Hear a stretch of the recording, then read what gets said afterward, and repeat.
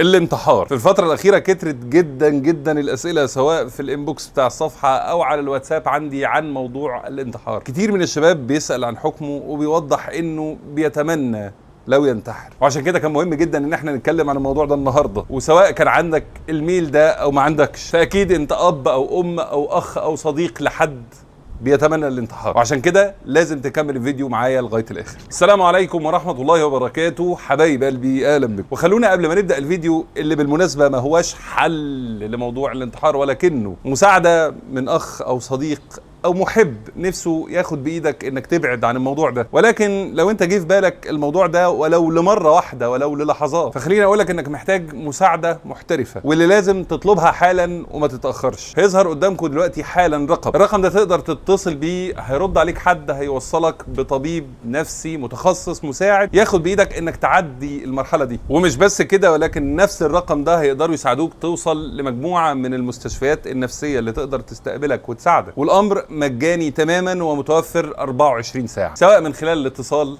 او المستشفيات. وبعد البداية دي تعالوا نتناقش مع بعض في فكرة الانتحار. اللي بيقدم على الانتحار بتسيطر عليه الفكرة الأولى، ألا وهي أنا أكيد لما هنتحر هرتاح من مشاكل حياتي وخلاص. والفكرة دي غلط بنسبة 100%. حياة المسلم يا اخواتي هي حياة ممتدة حتى بعد الموت. ما تستغربش، بعد الموت في حياة تانية، والحياة الآخرة حياة نعيم أو عذاب كما أخبرنا الله عز وجل والنبي صلى الله عليه وسلم. طب المنتحر في أي واحدة منهم؟ ربنا سبحانه وتعالى نهى عن قتل النفس، فقال عز وجل: ولا تقتلوا أنفسكم إن الله كان بكم رحيما ومن يفعل ذلك عدوانا وظلما فسوف نصليه نارا وكان ذلك على الله يسيرا. ربنا بيقول لك انه رحيم بيك، فما تعملش كده، لانه جزاء اللي هيعمل كده النار، فاوعى. النبي صلى الله عليه وسلم في الحديث قال: من قتل نفسه بشيء عذب به يوم القيامة. يعني مشهد الانتحار الاخير هيفضل يتكرر لصاحب الانتحار، يعذب به يوم القيامة. ويوضح ده حديث اخر للنبي صلى الله عليه وسلم قال فيه: من تردى من جبل فقتل نفسه فهو في نار جهنم يتردى فيه خالدا مخلدا فيها ابدا، ومن تحسى سما فقتل نفسه فسمه في يده يتحساه في نار جهنم خالدا مخلدا فيها أبدا، ومن قتل نفسه بحديدة فحديدته في يده يجأ بها بطنه في نار جهنم خالدا مخلدا فيها أبدا. يعني عذاب من يقتل نفسه عذاب عظيم، فهو ما خلصش من تعبه، هو راح لتعب وعذاب أكبر. فهيرد عليه صوت ويقول له: بس أنا في بلاء عظيم، حياتي صعبة جدا وربنا أعلم بيها وأكيد ربنا هيرحمني. والصوت ده غلط وبيضحك عليك. وخليني اقول لك ليه. ربنا سبحانه وتعالى خلق الدنيا يا اخواتي دار ابتلاء، امتحان، وكل واحد فينا ليه امتحانه الخاص اللي مختلف تماما عن امتحان واحد تاني، واللي ممكن يكون شديد قوي على حد وخفيف قوي على حد. وفي النهايه ربنا سبحانه وتعالى لا يظلم، فالامتحان في الدنيا كان صعب حسابه هين وسهل، والامتحان في الدنيا كان سهل، هيسأل عن كل تفصيله فيه. وثقتك في عدل الله ورحمته سبحانه وتعالى انك تصبر على ابتلاءك، مش انك تتخلص منه بقتل نفسك. قال الله عز وجل: ما أصاب من مصيبة في الأرض ولا في أنفسكم إلا في كتاب من قبل أن نبرأها إن ذلك على الله يسير لكي لا تأسوا على ما فاتكم ولا تفرحوا بما آتاكم والله لا يحب كل مختال فخور. سيدنا ابن عباس بيقول إن مفيش حاجة اسمها أنا مش هفرح أو هحزن، أكيد هفرح وهحزن، ولكن خلي الحزن صبر وخلي الفرح شكر. لا حزن يقنطك من رحمة ربنا سبحانه وتعالى، ولا فرح ينسيك فضله. ربنا سبحانه وتعالى قال: ونبلوكم بالشر والخير فتنة وإلينا ترجعون. الاتنين ابتلاء واختبار، وهترجع لربنا، فربنا اللي هيحاسب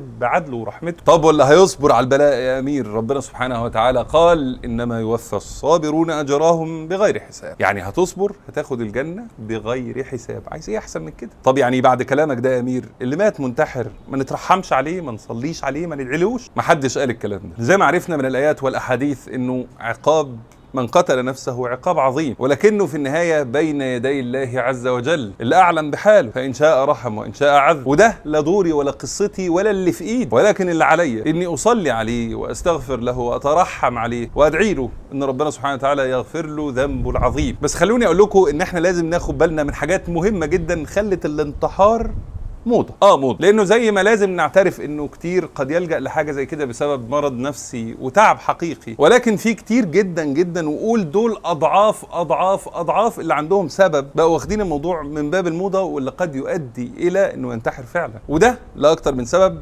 وتعالوا نناقشهم بسرعه. واول حاجه منهم واهمها هي الماديه، فكره النظر الى الحياه الفيك اللي بتقدمها لنا السوشيال ميديا، الحياه اللي كلها عربيات وبيوت وسهر وخروجات وسفر وحاجات والله ما حقيقيه. فتنشئ عند ولادنا يا حبايبي كل واحد فيهم ينظر الى هذا الامر يقول لك انا مش عايش، يكره حياته وتحط عليه ضغوط ان مطلوب منه نجاحات مش حقيقيه ومش موجوده. ولو فرضنا انها موجوده، مين قال ان الحاجه الصحيه هو وصولك ليها بدري؟ على فكره اغلب الناس اللي وصلوا نجاحات عظيمه جدا بدري في حياتهم انتهت نهايه دراميه جدا، انتهت بادمان وفشل وقصص في غايه الحزن والكآبه، لانه اللي نجح بدري ما طلعش نجاحه سلمه سلمه، ما استفادش من خبرات وتجارب، فبينتهي بيه الامر لفشل متاخر بدل ما يجيله النجاح في ميعاده. فخففوا عن نفسكم، والله حياه فيك مش موجوده، ما تتابعوش الا النافع مش اللي بيعقدكم ويضايقكم. وانظروا في الدنيا كما قال النبي صلى الله عليه وسلم الى من اسفل منكم. ليه؟ لانه كما قال صلى الله عليه وسلم فهو اجدر الا تزدروا نعمه الله عليكم. لما تبص للي اقل منك تتبسط باللي في ايدك، وده الصح والمطلوب. اما النقطه الثانيه اللي من رايي سببت موضه الانتحار هي المعرفه النفسيه الغير ناضجه. كتير من علماء النفس والمتخصصين والناس اللي معاهم علم قدموا على طبق من ذهب للناس مصطلحات نفسيه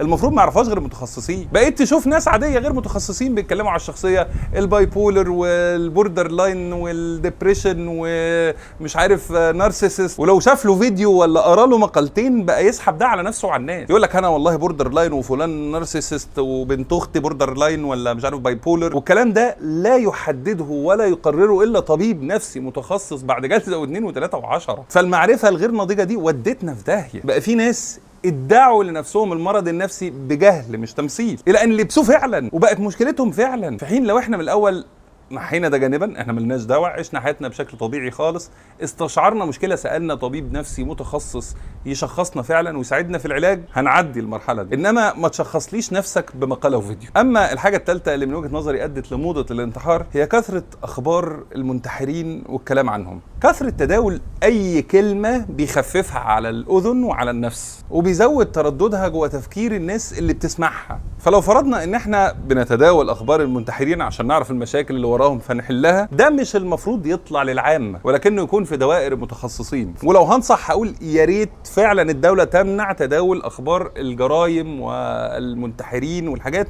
اللي بتخفف وقع الجرائم دي على النفس وتخلي ترددها في ذهن الواحد انه ممكن يعملها يزيد ويكتر. واخر حاجه اظن انها السبب في الموضه دي هي حفلات الحفاوه والتبرير اللي بتحصل بعد كل حادثه. فتلاقي اي حادثه انتحار تحصل وراها سيل من البوستات اللي بتتكلم على انه قد ايه كان مظلوم وقد ايه اكيد يا عيني عنده سبب، وده احتمال يكون حقيقي. وحملات الترحم والاستغفار الجماعيه اللي قد لو واحد مقبل على حاجه زي كده او بيفكر فيها لما يشوفها يستشعر انه طب ما انا هلاقي ناس كتير ورايا اهو، فليه لا؟ فنصيحه حتى لو الاخبار دي ظهرت لا نتداولها، نتعاطف معاها، نستغفر ونترحم وندعو، ولكن مش بشكل جماعي يظهر القضيه دي على السطح ويكثر من ترددها في الاذهان. وفي النهايه لكل اخواتي وحبايبي كامل الدعم والمساعده، مش مني انا بس لكن من كل واحد حواليهم من اهلهم واصدقائهم. اوعى حد يكلمك عن رغبته في الانتحار وتستهين بيها او تتعامل معاها انها سحابه صيف وهتعدي ويا عم كبر دماغك وانت زي الفل وما تقولش كده، ولكن لازم نجري على مساعده محترفه ومسانده نفسيه من كل اللي حواليه لغايه ما يعدي الامر ده بخير وسلامه ان شاء الله. تمام، والى هنا ايها الاحباب ينتهي الفيديو بتاعنا النهارده. وقبل ما تمشي ما تنساش تعمل لايك للفيديو، لايك لصفحه الفيسبوك، سبسكرايب على اليوتيوب، فولو على الانستجرام. تالي فيديو زي ده لازم يوصل لكل الناس، فشير في الخير والدال على الخير كفاعله. انا بحبكم في الله، اشوفكم بكره باذن الله. تابعوا هاشتاج الساعه 7 تلاقي كل الفيديوهات. وكان معكم امير منير، والسلام عليكم ورحمه الله وبركاته.